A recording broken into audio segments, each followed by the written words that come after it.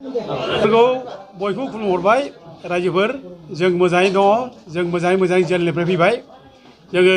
7 तारिख जानुवारिनि फुंनि 2:30निफ्राय जेलाव दंहैयोमोन जोङो दा दिनै गबाय जोङो 91 दिन फुरा 3 मास जेल जादों जोङो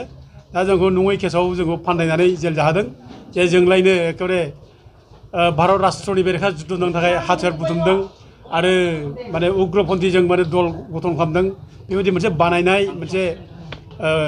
केस होनानै जोंखौ जेलाव जोबदों दा दुखुनांथाव बेबायदि जुदि जायोब्ला जे बिराद अननाय जायो मोनसे न'खरखौ धंस खालामनो नागिरनाय बेयो अननायल' नङा बे पापनि बाथ्रा जायो दा दिनै बिक्रमखौ मिथिगौ आङो बिक्रमआ सासे कन्ट्राक्टर मानसि निर्दोषि मानसि आरो हितेश बसुमतारी बेबो सासे MLA बोसोरबा जानाय EM बोसोरबा जानाय 10 बोसोर जानाय हा बेनलाय मानो अस्त्र नांगौलाय नाङा बेनो जेबो दा बेफोरबायदि मानसिखौनो जों जुदि बेनिफ्राय अस्त्र मोन्दों होननानै आरो जोंखौबो बेजोंनो लिंक खालामनानै जुदि भारत राष्ट्रनि बेरेखा जुद्ध नांनो नागिरदों होनना बुंब्ला बे मिनिथावथाव राव जायो आरो रायजोफ्रा बयबो मिथिखागौ आरो मिडिया पार्सन बयबो जोंखौ मिथिगौ जों माबायदि मानसि जों मा मावो बयबो मिथिगौ दा गथिखे जोङो जोंनि बाथ्राखौ बुंनानै जों गावखौनो गाव जे माने निर्दोषि होननानै जों प्रमान होनांगौ बेयाव खुनु जुक्ति गैया रायजोफ्रानो मिथिखाजोबगौ दा जोंहा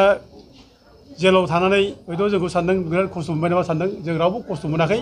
जोबोर मोजां नोंथांमोना जों नुदों जों बिराद लेम फुंना फैदोंमोन ना चेयारफ्रा बिराद मोजां जोंनिया जों खोब रंजा खुसि थादों जेलाव बयजोंबो जों बयखौबो जेल सिङाव थानानै सोरबा माने जेल जानाय NDP मानसिफोर लोगो मोनो जों बिसोरनि थाखाय दुखु खालामदों बिसोर जों बुजायदों बिसोरनि गोसोखौ माने गोरा खालामदों जोङो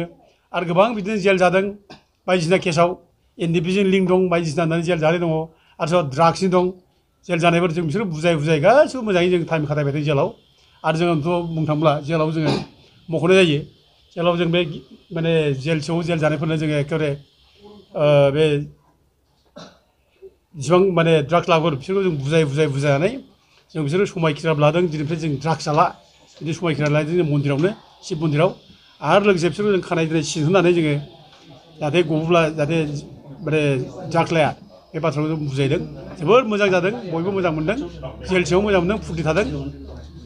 आरो जों खेला दुला जों जेलाव होबाय थादों जाहाथे बयबो फुर्ति थानो हायो बेबायदिनो जेलाव थानाय समाव मोनसे मोजां खबर जादोंबा जोंहा दिनै जे जोङो थांनाय जानाखि 2014निफ्राय जों नबसरनायाव जों केस होदोंमोन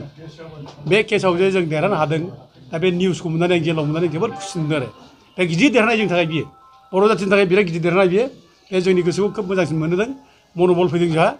दा बे निउसखौबोथाय बयबो रायजो राजा मिथिदों मिथिनाय बयबो गोजोननाय मोनदों दा बेनोल' आं बे बाथ्राखौ उनाव बुंबावगोन दा बे सोरनि षड़जन्त्र होनना बुंब्ला दा आं रोखा बुंनो हायो जे 6 तारिख बेलासियाव जोंहा मिटिं जादोंमोन BTCआव प्रमद बर' ओमफ्राय DC दंमोन प्रिन्सिपाल सेक्रेटारि दंमोन ओमफ्राय खारगावनि रायजोफोर दंमोन 20 जनसो ओमफ्राय सार्कोल अफिसार ओमफ्राय पावार ग्रिडनि मिटिं दंमोन बे मिटिङाव प्रमद बर'आ खोब गाज्रि रोखोम रायदों रायजोफोरखौ जे नोंसोरो माने हा हुनि दावरावसो खालामबाय थायो बे पावार ग्रिड लांनायनि खोथा लानानै बे पावार ग्रिडखौ लांनायनि थाखाय जायगानि रायजो राजाफ्रा ओरैबायदि खस्थ' जाबाय जे बे हाया दामबो गैला फानबो हाला बे हायाव न'बो लुनो हाला दा मा खालामबावनो दा बेखायनो रायजोफ्रा मोनसे उपजुक्त मोनसे माने कम्पेनसेसनफोर लुबैदोंमोन बिसोर बिसार मोनसे लुबैदोंमोन दा बेखौ होनो गोसो गैया प्रमद बर'आ सिगिदों बे समाव जे नोंसोर दा मानो होबथादोंबालाय बेथ' BTCखौ बदनाम खालामगोन नोंसोरो बिदिब्ला आर्मि पुलिसजों लानानै नोंसोरखौ होख्रांनानै खालामनांगोन ओरै बुंदों अब्ला आं प्रमद बर'खौ बुंदोंमोन जे नोंथाङा बिदि बाराद्राय बुंनाया थिग जायाखिसै आर्मि पुलिसजों जे नोंथांमोना दमन खालामनो नागिरनाय बे थिग जायाखै नोंथांमोना समस्याखौ समाधान खालामनांगौ नोंथांमोना समाधान खालामनो थाखायसो रायजोफ्रा फैदों आं बे बाथ्राखौ बुंदों आरोखि दा बिथाङा खोब लाजिनाय मोनदों दा बिदि बुंनायनि थाखायनो हयथ' बिथाङा आंखौ माने मोनसे जेट लादों आरो प्रिन्सिपाल सेक्रेटारि बुंदोंमोन जे बे नोंथांमोननि MPआनो आयेन बानायदों नोंथांमोननि MPआ आयेन बानायनो थाखायनो जों कम्पेनसेसन होनो हाया गरसेबो फैसा नाङा ओरै होनना बुंदों आं अब्ला बुंदोंमोन जे सोर MPआ बानाया जोंनि सोर MPआ बानाया आं बे बाथ्राखौ बे मिथिङाव बुंदोंमोन जे नोंथांमोना भुल खोथा बुंनो नाङा जे जोंनि रावबो MP बानायाखै आरो जोंनि MPआ बानायदों होननानै नोंसोर भिक्टिम जा होननानै जों रायजोफोरखौ माने सिगिनाय जादों आरोखि दा गथिखे आं बेफोर बाथ्रा बुंनायाव हयथ' बिसोर बिराद लाजिनाय मोनदों दा जारफरे 6 तारिखआव मिटिं जाबाय बेलासि 4टायाव 7 तारिख आंखौ 2:30आव मोनायाव आंखौ लांफैयोबो दा बे हिसाबै बिनि जरित दं बेखौ आं सानो ओमफ्राय लोगोसे बिनि बादैबो जोंना दुलाराय बर' फरायसा आफादा आंनि एगेन्सै ओमफ्राय जनाल बसुमतारी एगेन्सै चिराङाव धालिगाव केस होदों धालिगाव ओमफ्राय बेखौ केस होग्रा दिलीप बसुमतारी होननाय बे माबानि मा होनो बिजिनिथिंजायनि बे होदों एबसुनि सेंग्रा ओमफ्राय लोगोसे क'क्राझारावबो जोंखौ केस होदों क'क्राझार एबसुनि जेनेरेल सेक्रेटारि होदों ओमफ्राय बिनि डेपुटि माने स्पिकार बेबो जोंखौ केस होदों दा गथिखे बेनिफ्राय जों रोखा मोननो हायो जे दिनै दिफेन बर'मोनहा जोंखौ बोरैबा दमन खालामनो हायो जोंखौ बोरैबा सास्ति होनो हायो बे बाथ्राखौ सिन्था खालामनो हादों आरो बे सिन्था खालामनायजों कनस्पिरेसि खालामनानै दिनै जोंखौ जेलाव जोबनानै दोनदों आं सानो आरो जेरै जेलाव जोबनानै दोननाया बिसोरनि थाखाय देरहानाय नङा बे बिसोरनि थाखाय जेननाय बियो गिदिर जेननाय बियो जों देरहानाय जों सैथोनि खामानि मावगासिनो दं रायजोफ्रा जोंखौ मिथिगौ जों रायजो राजासो खामानि मावगासिनो दं दा जोंबादि मानसिखौ जे दिनै जेलाव जोबनानै दोनबाय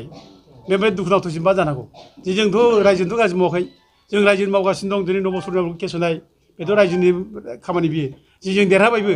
दा नबसरनिया रायजोफोर नबसरनिया एमपि दानजासिगोन बिहा बिनि सार्टिफिकेटआ इनभेलिड जाबाय अलरेडि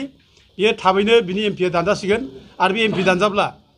बिनि इसिबां बेथन जानाय बे इसिबां माने बेनिफिट लादोंमोन भारत सरकारनिफ्राय बे गासिबो रिटार्न बे होफिनजोबनांगोन बे बावैसो उनाव बे जासिगोन बे आरो आं दा जेलाव जेलनिफ्राय फ्रि जानाय लोगो लोगो आं दा बे खामानिखौ मावजोबसिगोन ओमफ्राय लोगोसे जायफ्रानोखि ट्राइबेल नङि मानसिफ्रा ट्राइबेल सार्टिफिकेट लानानै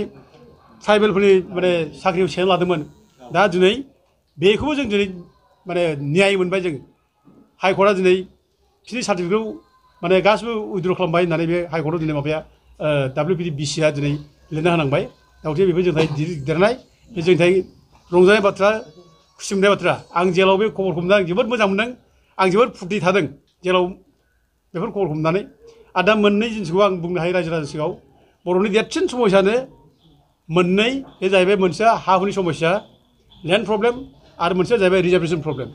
दा दिनै जोङो नुदों जोङो लेन्ड प्रब्लेमखौ जोङो बड'लेण्ड जनजाति सुरक्षा मन्चआ ओमफ्राय रायजो राजा आफादनि सहाय मोननानै जों ट्राइबेल बेल्टनि हानिफ्राय इलिगेल थानायफोरखौ होखारनांगौ होननानै जोङो अर्डार दिहुननो हादों